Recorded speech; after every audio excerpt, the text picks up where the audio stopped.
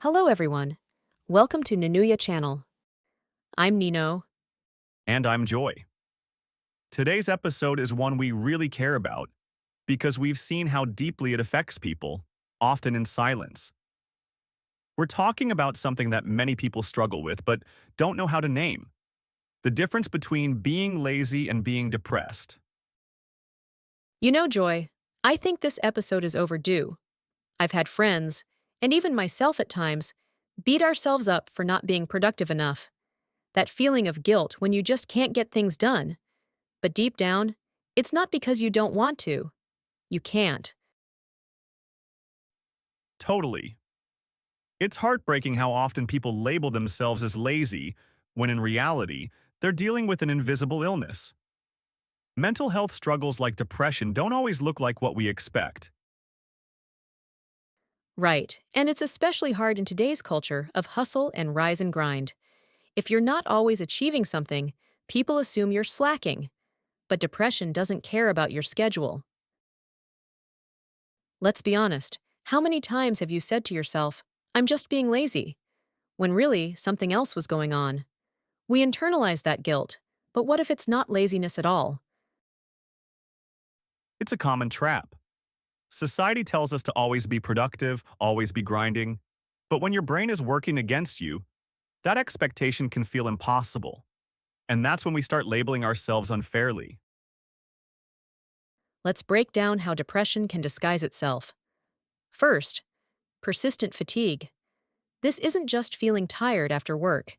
It's waking up exhausted, feeling drained by simple tasks, and not bouncing back after rest. Exactly. You might sleep 10 hours and still feel like you've run a marathon. And then there's anhedonia. That's a clinical term for when things that used to bring you joy just don't anymore. Music, hobbies, food, even hanging out with loved ones. And let's talk about executive dysfunction. That's when your brain struggles with planning, organizing, remembering tasks. It's not about being disorganized on purpose. It's like trying to run a marathon with weights on your ankles. Then there's isolation. Depression often convinces you that you're a burden to others. So you stop replying to messages, skip social events, and stay in bed not because you want to, but because you feel paralyzed. And that leads to guilt, which makes the depression worse. It's a vicious cycle. Also, physical symptoms can confuse things. Depression can show up as body pain, headaches, or stomach issues, things people don't usually associate with mental health. Let's bring in a story. We got a message from Sam, who said, For a long time I thought I was lazy. I couldn't get out of bed, I missed deadlines, and I stopped hanging out with friends. I hated myself for it. Eventually, I talked to a therapist and found out I had depression. That changed everything. Sam, thank you. That story really highlights how many people suffer in silence. Just naming what you're going through can be the first step toward healing. Let's share a story from one of our listeners, Olivia. For the longest time, I thought I was just being lazy. I'd start crying while brushing my teeth for no reason. I couldn't keep my apartment clean.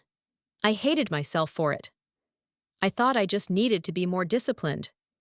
It wasn't until a friend gently suggested I talk to a therapist that I realized this was depression. I wasn't lazy. I was hurting. Thank you, Olivia. That honesty is powerful, and it's something a lot of people will relate to. Let's go over some signs that what you're experiencing might actually be depression. All right, here's number one. 1. Exhaustion that doesn't go away. Even after sleeping 8, 10, or more hours, you wake up tired. It's not just physical, it's mental, emotional, and it's heavy. 2. Guilt and shame. You're not just avoiding work. You're beating yourself up about it constantly. You feel like a failure, even though you're doing your best to function. 3. Nothing feels rewarding anymore. You used to enjoy reading, watching movies, gaming, going out with friends. Now it all feels dull. That's called anhedonia, a classic symptom of depression. 4.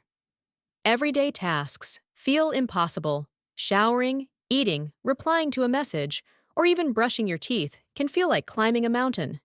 You want to do it, you just can't. 5. You're not enjoying rest. When you're lazy, you might enjoy the chill. But when you're depressed, you don't even enjoy doing nothing. You just feel numb, stuck, or restless. 6. Isolation. You don't want to talk to anyone. Not because you're moody, but because you feel like a burden. You're withdrawing from the world. 7. Negative self-talk. You constantly think, I'm useless, I'm a failure, I'll never get better. Depression lies to you, and those lies are loud. And don't forget, lack of pleasure is key. Laziness often comes with short-term enjoyment. Depression doesn't. You're not watching Netflix for fun. You're doing it because anything else feels impossible. We really need to change the language we use. Lazy is such a loaded word. It's dismissive and shame-inducing. When someone is struggling, they need compassion, not judgment. Yeah. Think about it. Would you call someone with the flu lazy for staying in bed? So why do we do that with mental illness? And when you internalize that stigma, it delays healing. You keep pushing through thinking you just need more discipline when what you actually need is care. And sometimes people are high functioning with depression. They appear to be doing okay, but they're burning out on the inside. So we need to check in on our strong friends too. So what steps can you take if this sounds like you? Reach out, even if it's just a text to someone you trust. Break tasks into micro goals. Instead of cleaning your whole room, try just putting away one item. Acknowledge your effort. Surviving is already a big deal. Limit comparisons. Everyone is fighting battles you can't see. Consider professional help. Therapy and medication can help rebalance your life. Use body doubling techniques. Have a friend on a call while you do tasks. It can really help. Practice gentle routines like daily stretching, sun exposure, or journaling. There's no shame in needing help. In fact, seeking help is a sign of strength, not weakness.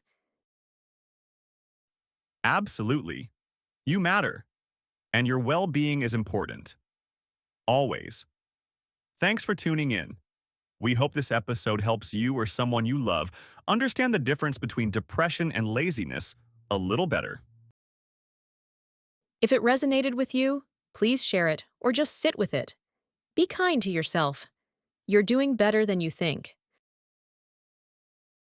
And if you know someone who might benefit from this conversation, share this episode with them. Let's break the stigma together. We'll catch you next time on Ninuya Podcast.